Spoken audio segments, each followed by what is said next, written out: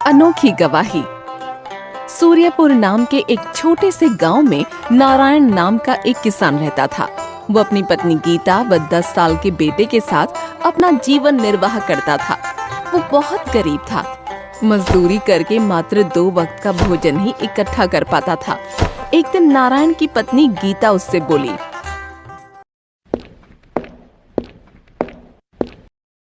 सुनो जी, पहले हम 2 थे, तभी परिवार का गुजारा मुश्किल से हो पाता था। अब तो अमर भी बड़ा हो गया है, इसलिए मैंने एक बात सोची है। तुमने क्या बात सोची है गीता? आज से खेत खलिहानों में मैं भी मजदूरी करने जाया करूंगी। गीता, मैं तुम्हें कोई भी सुख नहीं दे पाया। अपना जीवन तुम्हें गरीबी में ही बिताना पड़ा। दुखी क्यों होते हो जी? सुख दुख तो जीवन में आते ही रहते हैं। और फिर हम एक गाड़ी के 2 पहिए ही तो हैं। दोनों को एक समान चलना चाहिए, तभी गृहस्थी की गाड़ी ठीक ढंग से चल पाती है। तुम ठीक कहती हो गीता।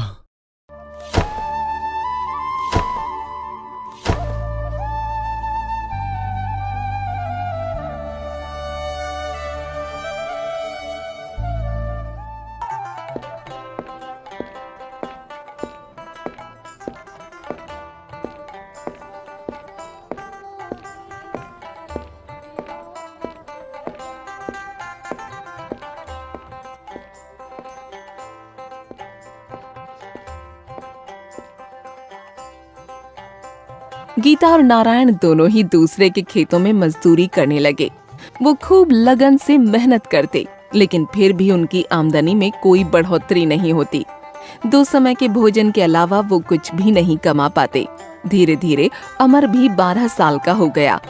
एक दिन फिर से नारायण निराश मन से गीता से बोला, गीता, सब पूर्व जन्मों के पापों का फल है। इतने वर्षों में तो कूड़े के ढेर के दिन भी आते हैं। फिर हमने ऐसा कौन सा पाप किया है जो गरीबी हमसे चिपक कर रह गई है? सब ईश्वर की माया है। अब तो वही हमें आगे का रास्ता बता सकते हैं।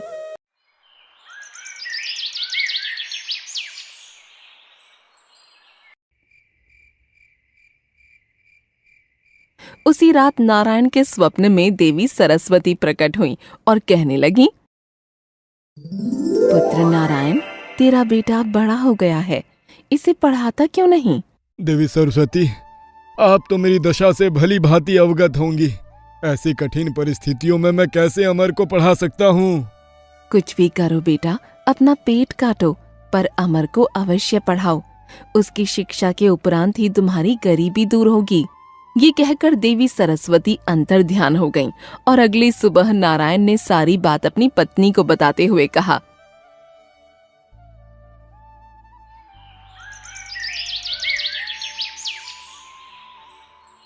गीता, आज रात माँ सरस्वती मेरे सपने में आई थी।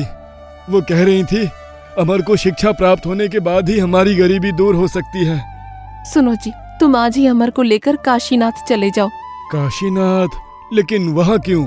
काशीनाथ में विश्व गुरु नाम के विद्वान रहते हैं। शिक्षा जगत में उनका बहुत बड़ा नाम है। तुम अमर को विद्या अध्ययन हेतु उनके पास ले जाओ। गीता, इसके लिए तो बहुत अधिक धन की आवश्यकता होगी। कहाँ से आएगा इतना धन?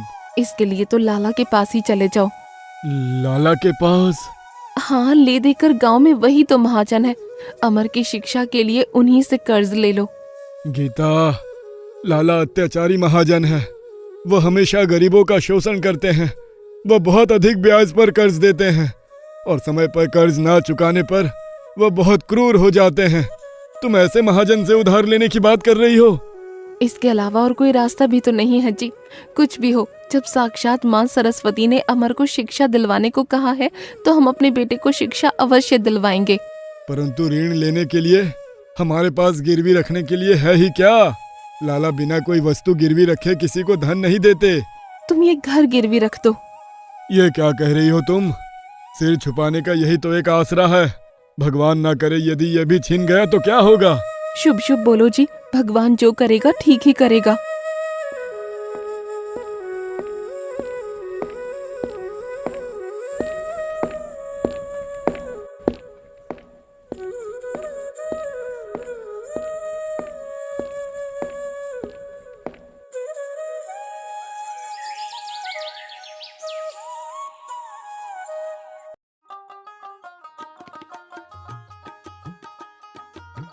फिर उसी दिन नारायण लाला के घर जा पहुंचा और कहने लगा, राम राम लाला जी। कहो नारायण, कैसे आना हुआ आज? लाला जी, एक अर्ज लेकर आया हूँ आपके पास।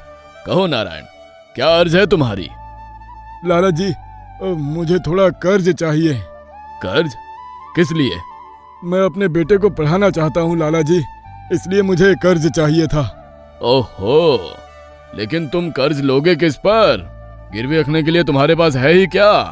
लाला जी, तुम तो जानते ही हो मैं कितना गरीब हूँ। ले देकर एक झोपड़ी ही है मेरे पास, बस उसी झोपड़ी को आपके पास गिरवी रख दूंगा।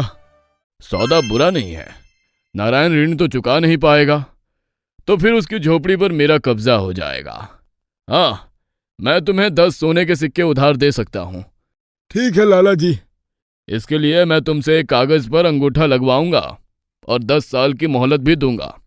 अगर 10 सालों में तुम कर्ज ना चुका पाए तो तुम्हारी झोपड़ी पर मेरा अधिकार होगा। मुझे ये स्वीकार है लाला जी। फिर लाला ने एक कागज पर नारायण का अंगूठा लगवा लिया और उसे 10 सोने के सिक्के भी दे दिए, जिसे लेकर नारायण ने लाला का शुक्रिया अदा किया।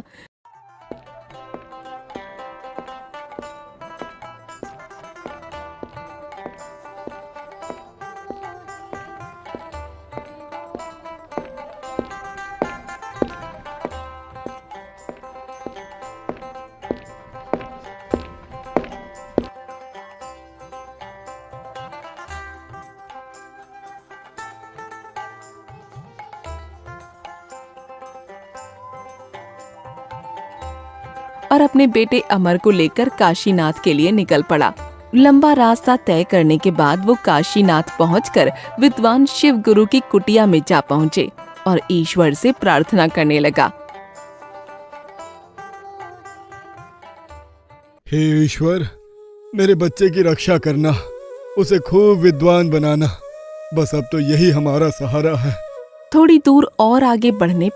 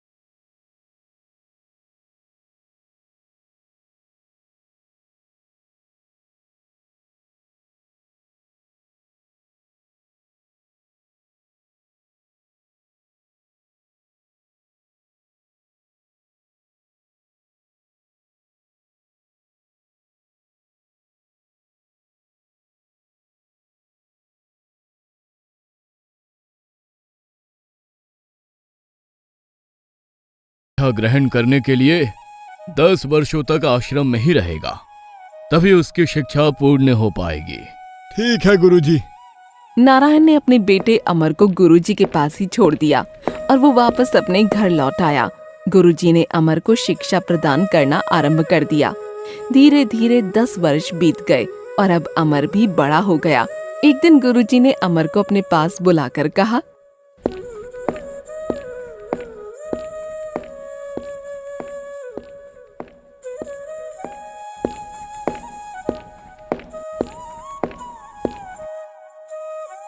पुत्र अमर, आज तुम्हारी शिक्षा पूर्ण हुई।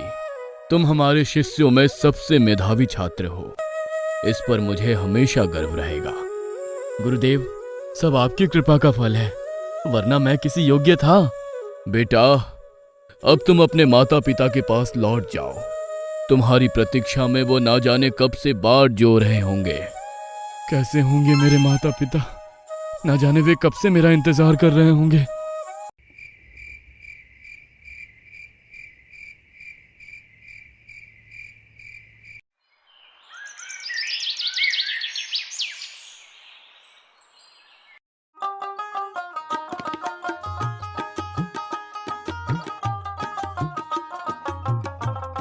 अगले ही दिन अमर लंबा रास्ता तय करके अपने गांव जा पहुंचा और अपनी झोपड़ी देखकर सोचने लगा। कितना सुंदर दृश्य है। कितना समय हो गया जब मैं यहाँ से गया था।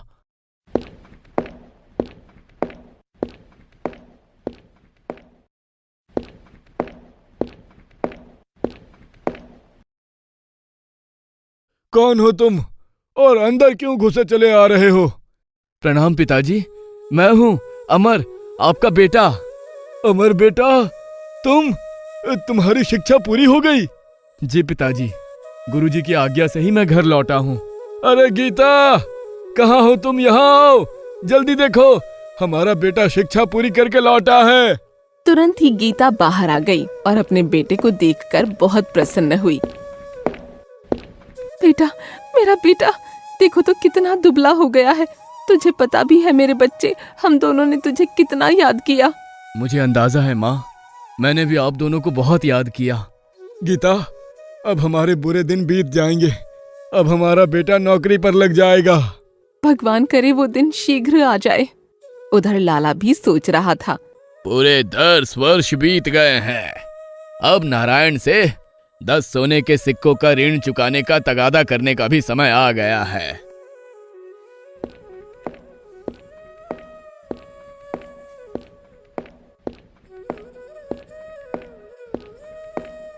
वो तुरंत ही नारायण की झोपड़ी की ओर चल दिया। जब वो झोपड़ी के पास पहुंचा तो सामने अमर को खड़ा देख सोचने लगा। तुम अमर हो? हाँ, मैं अमर हूँ। और आप लाला जी? ओह, भूले नहीं तुम मुझे? लाला जी, तुम भी कोई भूलने की चीज हो? कहो, कैसे आना हुआ आपका? तुम्हारे माता पिता कहाँ है? अमर ने लाला की बात का कोई जवाब नहीं दिया तो लाला का पारा चढ़ गया। वो तुनक कर बोला, बताते क्यों नहीं? तुम्हारे माता पिता कहाँ है? सुनो लाला जी, मेरे पिताजी जिंदा पेड़ों को काटने और मुर्दा पेड़ों को रोपने गए हैं। क्या? हाँ लाला जी, और मेरी माँ हवा बेचने और चांदी खरीदने गई है। लगता है ये अमर आवश्यकता से अधिक पड़ आया है, तभी ऐसी बातों से मुझे मूर्ख बना रहा है। अमर को धमकाते हुए वह बोला, ये कैसी ऊटपटांग बातें कर रहे हो? मैंने जो पूछा है उसका ठीक ठीक उत्तर दो। मैंने बताया तो लाला जी। सुनो, तुम्हारे पिताजी ने 10 वर्ष पहले ये झोपड़ी गिरवी रखकर मुझसे 10 सोने के सिक्के उधार लिए थे। क्या? क्या लाला जी, सचमुच? हाँ, नारायण ने 10 वर्ष बीतने पर भी वो सोने के सिक्के मुझे वापस नहीं लौटाए हैं। आज मैं अपने सिक्के लेने आया हूँ। तुम सच सच बता दो कि तुम्हारे माता पिता कहाँ है, नहीं तो क्या करोगे लाला? लड़का बड़ा चालबाज है, इससे चालाकी से काम लेना होगा। तो उधार दिए सिक्के वापस नहीं मांगूंगा। यानी कि आप कर्ज माफ कर दोगे? हाँ हाँ, माफ कर दूंगा। तुम बताओ तो सही वो कहाँ है? लाला जी, मैं आपकी बात पर कैसे विश्वास करूं भला? मैं पृथ्वी और आकाश को साक्षी बना रहा हूं। लाला जी, ये दोनों ही बोल नहीं सकते, अतः उन्हें साक्षी नहीं बनाया जा सकता। तो फिर क्या करे? अगर आप किसी जीवित प्राणी को साक्षी बनाए तो मैं मान लूंगा। ये बित्ता भर का छोकरा तो हाथ ही नहीं जमने दे रहा है, पर मैं भी कोई कम नहीं हूं। तभी लाला की नजर झोपड़ी पर बैठी तितली पर पड़ी। वो कहने लगा, मैं इस तितली को साक्षी मानकर वादा करता हूं कि यदि तुम अपने माता पिता का पता बता दोगे तो मैं उनके द्वारा लिया गया कर्ज माफ कर दूंगा। ये हुई ना कुछ बात लाला जी। अब सुनो, मैंने कहा था ना कि पिताजी जिंदा पेड़ों को काटने वो मुर्दा पेड़ों को रोपने गए हैं। इसका मतलब है कि वो पेड़ों को काटकर बांध लगाने गए हैं। ओह, तो ये मतलब था तुम्हारा। तुम सचमुच बुद्धिमान हो अमर। अच्छा, अब मैं चलता हूँ। लाला, तूने बहुत से भोले भाले गरीब लोगों को सताया है। अब देख तू मेरे जाल में कैसे फंसता है।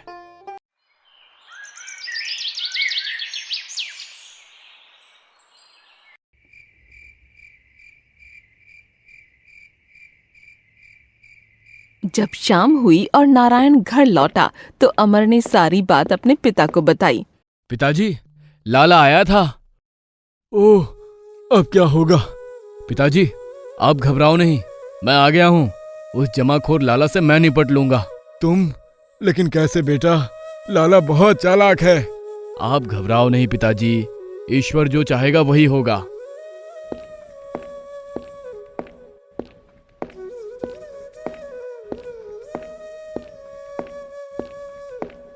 अगले दिन लाला फिर से नारायण के घर आ धमका। उस दिन फिर अमर घर पर अकेला ही था। लाला जी, आज कैसे आना हुआ? अपना उधार मांगने आया हूँ। कहाँ है तुम्हारे माता पिता? लाला जी, तुम किस उधार की बात कर रहे हो जो कल तुमने माफ कर दिया था? माफ किया था? तुम झूठ बोल रहे हो। कल ही तो आपने कर्ज माफ करने की बात कही थी। मैं महाराज के दरबार में शिकायत लेकर जाऊंगा। हाँ। उसी दिन लाला दरबार में पहुंच गया और महाराज से कहने लगा, महाराज की जय हो, मेरा न्याय कीजिए महाराज। अरे लाला, तुम? भला तुम्हें कौन परेशान कर सकता है? महाराज, गांव के ही नारायण ने मुझसे 10 वर्ष पूर्व 10 सोने के सिक्के लिए थे, लेकिन अब मांगने पर उसका धूर्त बेटा उल्टा बोलता है। मंत्री जी, तुरंत नारायण और उसके बेटे को महल में बुलाया जाए। महाराज के आदेश पर तुरंत नारायण और अमर को बुलाया गया तो महाराज ने नारायण से प्रश्न किया, नारायण, ये क्या मामला है? क्षमा कीजिए महाराज, पिताजी की तरफ से मैं पैरवी करूंगा। कहो, क्या कहना चाहते हो? महाराज, ये सच है कि 10 वर्ष पूर्व मेरे पिताजी ने लाला जी से धन उधार लिया था, तो उसे लौटाते क्यों नहीं हो? महाराज, कल लाला जी हमारे घर आए थे तो उन्होंने मुझसे कर्ज माफ करने का वादा किया था, फिर कर्ज मांगने का तो सवाल ही पैदा नहीं होता। यह झूठ बोल रहा है महाराज, मैं कल इसके घर गया ही नहीं था। अमर, क्या अपनी बात सिद्ध करने के लिए तुम्हारे पास कोई प्रमाण है? तब अमर ने कल का सारा किस्सा महाराज को सुनाया तो उन्होंने कहा, ओ, तो एक तितली है तुम्हारी गवाह? जी महाराज, वो तितली ही एकमात्र गवाह है। अमर, यह दरबार है, किसी नाटक का दृश्य नहीं जो तुम मनगढ़ंत कहानी बताओगे। मैं सच कह रहा हूं महाराज, कल लाला जी ने अपनी नाक पर बैठी तितली को गवाह बनाया था। यह झूठ बोल रहा है महाराज, कल जब मैं इसके घर गया था तो तितली झोपड़ी पर बैठी थी। अरे अरे, ये मैंने क्या कह दिया, अपने ही खिलाफ गवाही दे दी। लाला, अब तो तुम मेरे शब्द जाल में फंसी गया। लाला, इस बात से यह सिद्ध होता है कि अमर सच और तुम झूठ बोल रहे हो। अब नारायण तुम्हें 1 भी रुपए कर्ज नहीं चुकाएगा। मुझे माफ कर दीजिए हुजूर, जो मैंने आपसे झूठ बोला। लाला, तुम अपना धंधा चलाओ, लेकिन ईमानदारी से। दोबारा झूठ और फरेब से काम किया तो तुम्हें बंदी गृह में डलवा दूंगा।